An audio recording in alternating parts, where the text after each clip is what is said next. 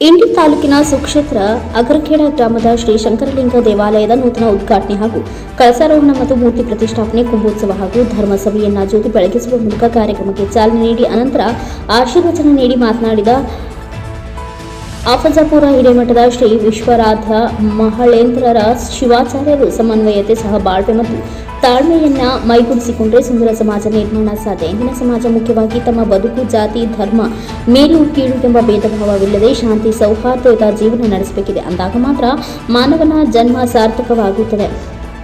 ಭಾರತ ಭವ್ಯವಾದ ಸಂಸ್ಕೃತಿಯನ್ನು ಹೊಂದಿರುವ ರಾಷ್ಟ್ರವಾಗಿ ನಮ್ಮ ಸಂಸ್ಕೃತಿ ಪರಂಪರೆ ಉಳಿಸಿಕೊಂಡು ಹೋಗುವ ಜವಾಬ್ದಾರಿ ಇಂದಿನ ಯುವಕರು ಮಾಡಬೇಕು ಹಾಗೂ ತಾಯಿಯಂದಿರು ಮಕ್ಕಳಿಗೆ ಒಳ್ಳೆಯ ಸಂಸ್ಕಾರ ಜೊತೆ ಶಿಕ್ಷಣ ನೀಡಬೇಕು ಎಂದು ಹೇಳಿದರು. ಈ ಸಂದರ್ಭದಲ್ಲಿ ಉಪಸ್ಥಿತರಿದ್ದ ಪಾನಮಂಗಳೂರ ಶ್ರೀಗಳು, ಕೆಳಗಿ ಶ್ರೀಗಳು, ರೋಡಗಿ ಶ್ರೀಗಳು, ಶಿರಶಾಡ ಶ್ರೀಗಳು, ಅಗರಖೇಡ ಶ್ರೀಗಳು, ಬರಡೋಲ ಶ್ರೀಗಳು, ಆಳೂರು ಶ್ರೀಗಳು ಆಶೀರ್ವಚನ ನೀಡಿದರು. ಜಾತ್ರೆ ನಿಮಿತ್ತವಾಗಿ ಮಹಾಪ್ರಸಾದ ವ್ಯವಸ್ಥೆ ಮಾಡಲಾಗಿತ್ತು ಹಾಗೂ ಸಮಸ್ತ ಅಗರಖೇಡ ಗ್ರಾಮದ ಗುರು ಹಿರಿಯರು ಸೇರಿದಂತೆ ಅನೇಕ ಉಪಸ್ಥಿತರಿದ್ದರು. ಸಚಿನ್ ಇಂಡಿ, NKS TV4 ನ್ಯೂಸ್, ವಿಜಯಪುರ.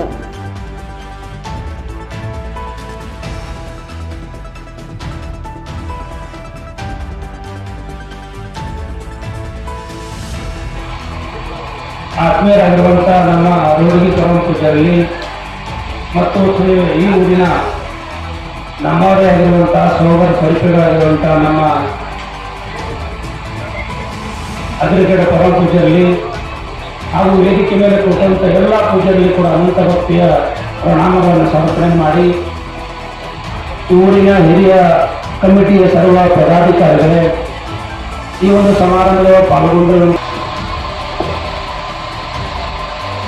ಈ ಪರಿಸ್ಥಿತಿ ಹ್ಯಾಂಗಿದೆ ಅಂತಂದ್ರೆ ಇವ್ರು ಯಾವಾಗ ಬಿಡುತ್ತಾರ, ನಾವು ಯಾವಾಗ ಓಡಂತ ಕೂತೀವಿ.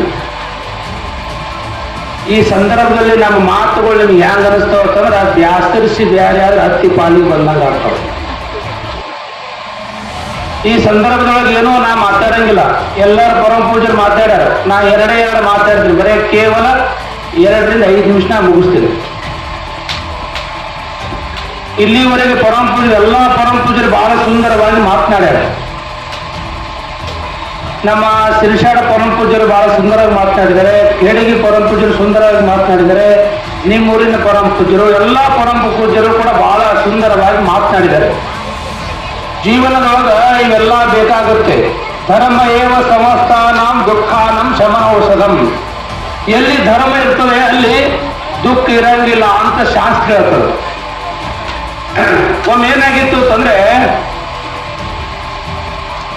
ಒಮ್ಮೆ ಅರ್ಜುನಗ ಶ್ರೀಕೃಷ್ಣ ಪರಮಾತ್ಮನಿಗೆ ಅರ್ಜುನ ಕೇಳ್ತಾನ. ಏನು ಕೇಳ್ತಾನ ಅಂತಂದ್ರೆ, ಯಾಕಪ್ಪ ನಮ್ಮ ದುಃಖ ಯಾಕೆ ಬರ್ತ ಅಂತ ಕೇಳ್ದ. ಆಗ ಶ್ರೀಕೃಷ್ಣ ಪರಮಾತ್ಮ ಅರ್ಜುನಿಗೆ ಹೇಳ್ದ, ನೋಡಪ್ಪ, ಎದಕ್ಕ ಜನನದ, ಎದಕ್ಕ ಹುಟ್ಟದ, ಅದಕ್ಕೆ ದುಃಖ ಬರುತ್ತ ಅಂತ ಹೇಳ್ದ. ಆಗ ದುಃಖದ ಕಾರಣ ಏನಪ್ಪಾ, ಜನನ ಆತೈತಿ. ಈ ಜನನ ಆಗ್ಲಿಕ್ಕೆ ಕಾರಣ ಬೇಕಲ್ಲ, ಈ ಜನನ ಕೂಡ ಯಾಕೆ ಆಗ್ತದ ಅಂತ ಶ್ರೀಕೃಷ್ಣ ಪರಮಾತ್ಮನಿಗೆ ಅರ್ಜುನ ಕೇಳ್ದ. ಆಗ ಶ್ರೀಕೃಷ್ಣ ಪರಮಾತ್ಮ ಹೇಳ್ತಾನ, ನೋಡಪ್ಪ, ಜನನ ಆಗ್ಲಕ್ಕೆ ಕಾರಣ ಕರ್ಮದಿಂದ ಆಗ್ತದ. ಕರ್ಮ ಅಂತ ಹೇಳ್ದ. ಮನುಷ್ಯನಿಗೆ ಕರ್ಮ ಯಾಕೆ ಬರ್ತ ಅಂತ ಕೇಳ್ದ. ಮತ್ತ ಮನುಷ್ಯನಿಗೆ ಕರ್ಮ ಯಾಕೆ ಬರ್ತಾವ ಅಂತಂದ್ರೆ ಹರಿಷಡ್ವರ್ಗಗಳಿಂದ ಬರ್ತದ. ಕಾಮ, ಕ್ರೋಧ, ಲೋಭ, ಮೋಹ, ಮದ, ಮಸ್ತರಾದಿಗಳಿಂದ ಮನುಷ್ಯನಿಗೆ ಕರ್ಮ ಬರ್ತದ. ಕರ್ಮದಿಂದ ಜನನ ಆಗ್ತದ, ಜನನದಿಂದ ದುಃಖ ಬರ್ತದ, ದುಃಖ ಬರ್ತದ. ಅದ್ರ ಸಲುವಾಗಿ ಮನುಷ್ಯನಿಗೆ ಎಲ್ಲ ಕಾರಣಗಳಿಂದ ದುಃಖ ಬರ್ತದ ಅಂತ ಹೇಳ್ದ. ಆಗ ಶ್ರೀಕೃಷ್ಣ ಪರಮಾತ್ಮನಿಗೆ ಅರ್ಜುನ ಕೇಳ್ತಾನೆ, ಯಪ್ಪ, ಈ ಎಲ್ಲ ದುಃಖಗಳ ಬಂಧನಗಳಿಂದ ನಾ ಬಿಡುಗಡೆ ಆಗಬೇಕಾದ್ರೆ, ನಾವೆಲ್ಲ ಬಿಡುಗಡೆ ಆಗಬೇಕಾದ್ರೆ ಏನು ಮಾಡ್ಬೇಕಂತ ಕೇಳ್ದ. ಈ ಎಲ್ಲ ದುಃಖಗಳಿಂದ ಬಂಧನಗಳಿಂದ ಬಿಡುಗಡೆ ಆಗಬೇಕಾದ್ರೆ ನೀ ಏನು ಮಾಡಬೇಕಪ್ಪ ಅಂತಂದ್ರೆ, ಎಲ್ಲಿ ಸತ್ಸಂಗವಾಗಿ ಕೂಡಬೇಕು, ಎಲ್ಲಿ ಪುರಾಣ ನಡೀತದ, ಎಲ್ಲಿ ಶಾಸ್ತ್ರ ನಡೀತದ, ಎಲ್ಲಿ ಪ್ರವಚನ ನಡೀತದ, ಎಲ್ಲಿ ಸತ್ಸಂಗ ನಡೀತದ, ಅಲ್ಲಿ ಹೋಗಿ ಕೂಡು, ನಿನ್ನ ದುಃಖ ನಿವಾರಣೆ ಆಗ್ತದೆ ಅಂತ ಶ್ರೀಕೃಷ್ಣ ಪರಮಾತ್ಮ ಅರ್ಜುನಿಗೆ ಉಪದೇಶ ಮಾಡ್ದ.